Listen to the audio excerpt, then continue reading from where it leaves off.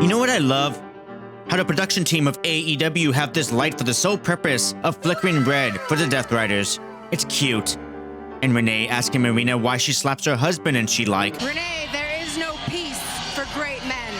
And there is no pain in that slap. Only joy.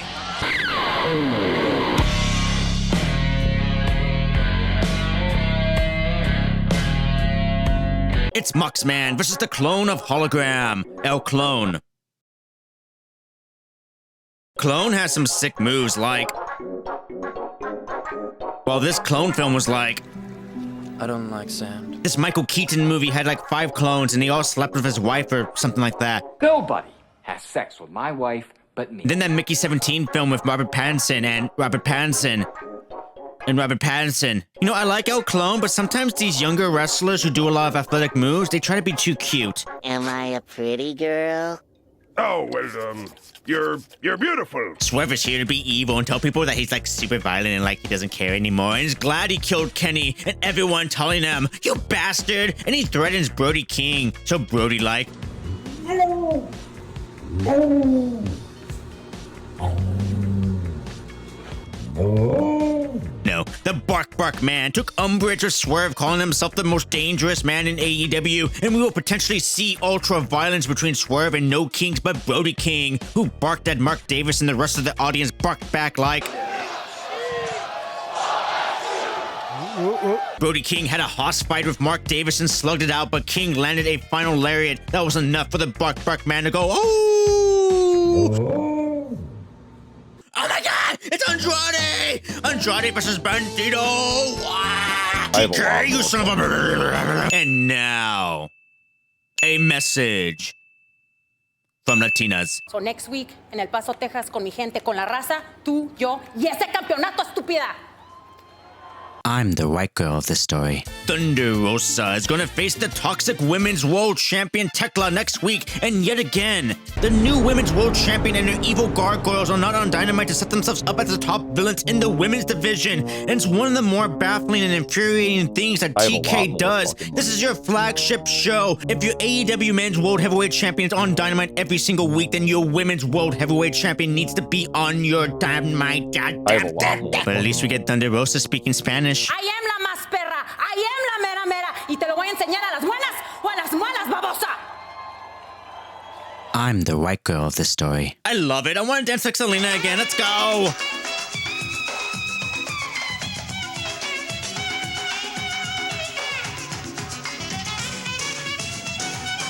And oh, Mansoor is here. Mansoor. He who was called Mansoor. Oh, Mansoor. Kevin Knight. Mansoor. And then trips like Antonio Honda. And then Kevin Knight destroys him with his super athleticism. And you can tell AEW is very high on Knight. So much that they let him cut a promo. And surely Kevin Knight doesn't spoil the very next segment between MJF and Hangman Adam Page. Whether it's a one-way disqualification or a Texas death match. Oh, he did. That's a new one for me. I've never seen anyone do that. But now, a message from Dare. If you smoke dope, you'll go broke. It's true. It's MJF. The AEW Men's World Heavyweight Champion has made his decision on the stipulation of his choice against Hangman Adam Page. And imagine if they did this segment on Collision, TK. Huh? You think that would be interesting to have your Women's World Champion only on Collision? Anyways, if you don't remember, Hangman Adam Page put his entire AEW Men's World Championship contention on the line in a move straight from Cody Rhodes' playbook, but Hanger reacted emotionally to such a move and is now accepting the consequences for whatever MJF has to offer. And what is it that MJF offers? What was it again, Kevin Knight? A one-way disqualification. So only Hanger could be DQ'd, but because it's Maxwell Jacob Friedman, a silver spoon sociopath who loves holding power over people, he cannot help but mock Hanger and everyone else watching by offering a gamble. He will flip a coin, and if it's heads, it will be the one-man DQ match. But if it's tails, Hanger gets his Texas death match. And oh, it's heads, of course. MJF gets his match, and Hanger is all like, fuck. I wasn't expecting that. But this empty-headed dumb fuck cannot be fooled that easily. Right, former meme of a President George W. Bush? There's an old saying in Tennessee, I know it's in Texas, probably in Tennessee, that says, fool me once, shame on you. If fool me, we can't get fooled again. And oh, he had a double-sided coin. So TK rings in and tells Tony Schiavone that the match is going to be a Texas death match anyways. So, let's break this down.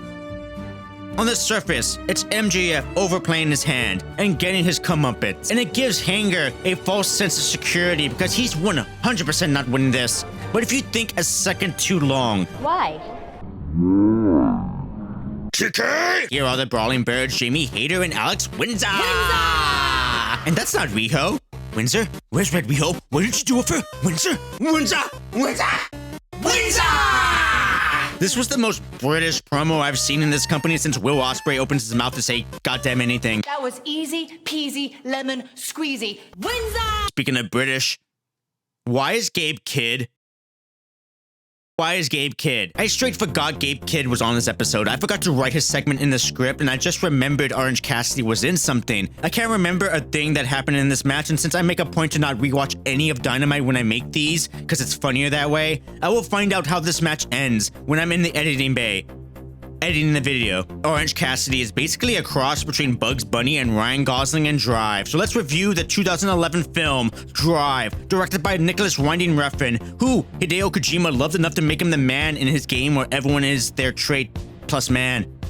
Anyways, Drive is such a cool, stylized, photographed film with phenomenal music, tight action, a very simple plot, and Ryan Gosling speaks very little and just vibes as peak good-looking, goddamn sexy Ryan Gosling. Too cool to care. The story is about a stunt driver who moonlights as a getaway driver and gets involved with Carey Mulligan, and bullshit happens. Oscar Isaac, Bryan Cranston, Ron Perlman, Christina Hendricks, and Albert Brooks are in this movie, and there's driving and like stuff. The film is basically the fable of the scorpion and the frog, with the driver representing both aspects of the fable, because he is a real hero and a real human being. Oh, that's how the match ends.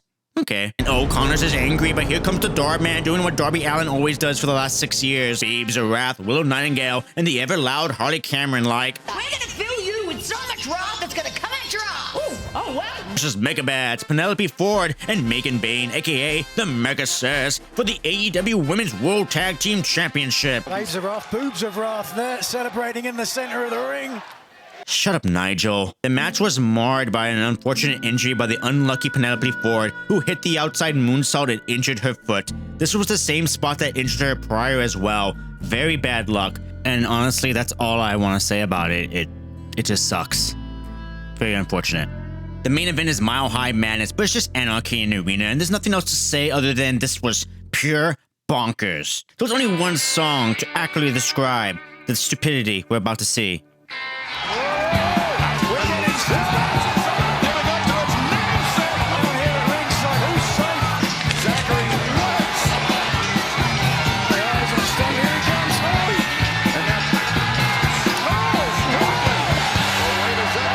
Oh, there's still more of the match. Well, there's more songs from my youth to represent the stupidity of what we're seeing.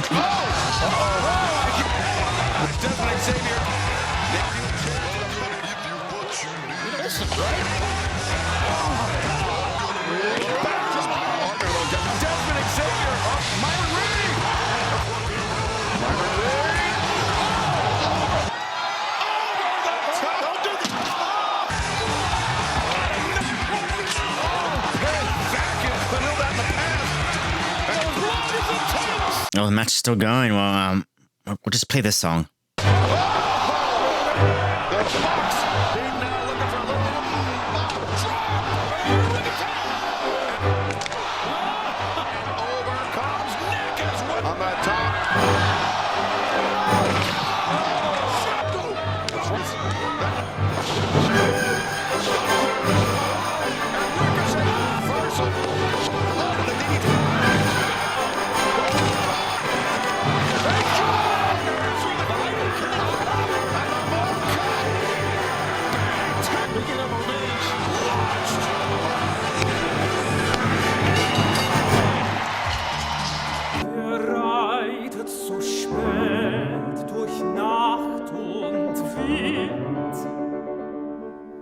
see.